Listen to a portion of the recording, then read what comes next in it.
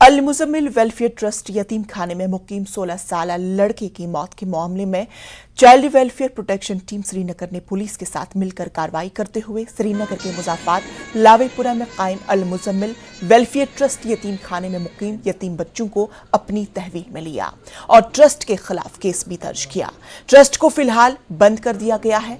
वाज़ेह रहे कि 15 जून को कुंजर में नाला फेरोजपुरा से बांडीपुरा से ताल्लुक रखने वाले 16 साल लड़के की लाश बरामद हुई जो इसी ट्रस्ट में ज़ैरी तालीम था।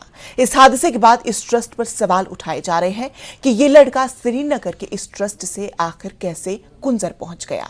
इस मामले को देखते हुए चाइल्ड वेलफेयर प्रोटेक्शन श्रीनगर की चेयरपर्सन डॉक्टर खैरुल निसा की क़यादत में कार्रवाई करते हुए इस ट्रस्ट के बच्चों को अपनी तहवील में लिया। उनका कहना है कि लावेपुरा में चलाया जा रहा ट्रस्ट का रजिस्ट्रेशन नहीं था। रजिस्ट्रेशन के लिए उन्हें पहले ही 1 माह का नोटिस दिया गया था, लेकिन ये अब तक रजिस्ट्रेशन करने में नाकाम हुए। उन्होंने कहा कि मामले की बारीक बीनी से जांच की जा रही है। उधर हादसे के बाद लड़के का कुंजर अस्पताल में पोस्टमार्टम भी किया गया। पुलिस भी इस मामले की तहकीकात कर रही है। Doctor Khairul Nisa chairperson child welfare protection Srinagar ने न्यूज़ 18 से फोन पर बातचीत की।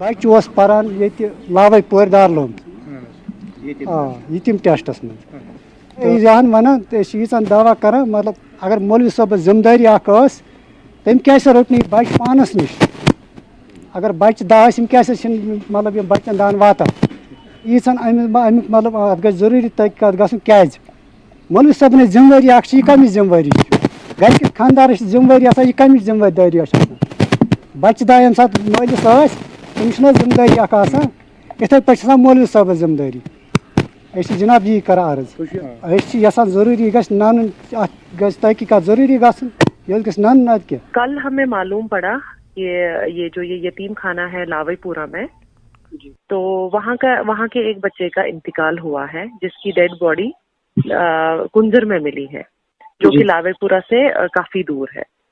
तो हमने ऑन स्पॉट वहाँ हम गए डिस्ट्रिक्ट चाइल्ड प्रोटेक्शन यूनिट के साथ स्पॉट पे। वहाँ पे नहीं कि जहाँ पे इसकी बच्चे की डेड बॉडी मिली है, बल्कि इस होम में हम गए यतीम खाने में। वहाँ पे थोड़ा सा इंक्वायरी करने की कोशिश की तो मालूम पड़ा कि इस मालिक ने जो वहाँ पे ट्रस्टी है उसने 2-4 बच्चों को लिया हुआ था अपने साथ। तो उसी दौरान ये हादसा हुआ है। कहाँ लिया था, क्यों लिया था, तो इस बारे में हमें नहीं मालूम। इन्वेस्टिगेशन चल रही है। FIR has already been lodged by the concern police station और वो ज़ेर हिरासत है वो लोग ट्रस्टीज वहाँ के। तो अब होम में क्या मैंने कल पाया कि वहाँ पे 13 बच्चे थे जो काफी सहमे से थे, काफी डरे हुए थे, क्योंकि उन्हीं में से ये एक बच्चा था जो यतीम बच्चा था जिसका इंतकाल हो चुका था, तो उनके भाइयों की तरह था। तो वो बहुत घबराए हुए थे। तो उस टाइम पे मुझे लगा कि इनको हमारी जरूरत है, तो मैं उन 13 बच्चों को वहां से लेके आई। इसमें मेरी काफी मदद की जो वहाँ का कंसर्न्ड पुलिस स्टेशन है, वहाँ के SHO साहब थे हमारे साथ, शाना बशाना रहे और वो प्रिलिमिनरी इंक्वायरी हम वहाँ पे कर पाए। तो उसके बाद बच्चे इस टाइम पे हमारी कस्टडी में हैं। तो आज हम उनके घर वालों को, किसी के घर वाले होंगे मतलब पेरेंट्स होंगे, किसी के गार्डियंस होंगे, तो उनको हम इन्फॉर्म करने की कोशिश करेंगे। और दूसरी बात तो बाकी प्रॉपर रिहेबिलिटेशन प्रोसेस आज इंशाल्लाह शुरू हो जाएगा। कल हमने उनको टेम्पररी एक होम में रखा था एक नाइट के लिए।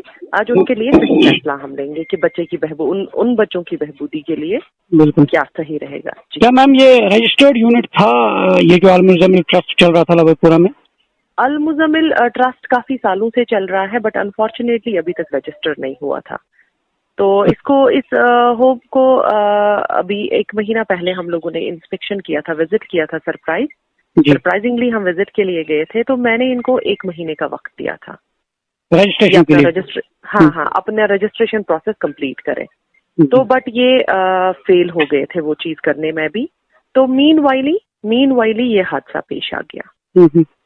तो आपके डिपार्टमेंट की तरफ से अगर इस तरह के ये जो ट्रस्ट चल रहे हैं बगैर रजिस्ट्रेशन के और जिसे हम कहेंगे गैर कानूनी तौर पर चला रहे हैं, तो उनके खिलाफ किस तरह की कार्रवाई होगी? क्या इन ट्रस्ट्स को बगैर रजिस्ट्रेशन अगर ये अपनी मियाद में पूरा न कर पाए, क्या उनको बंद किया जाएगा?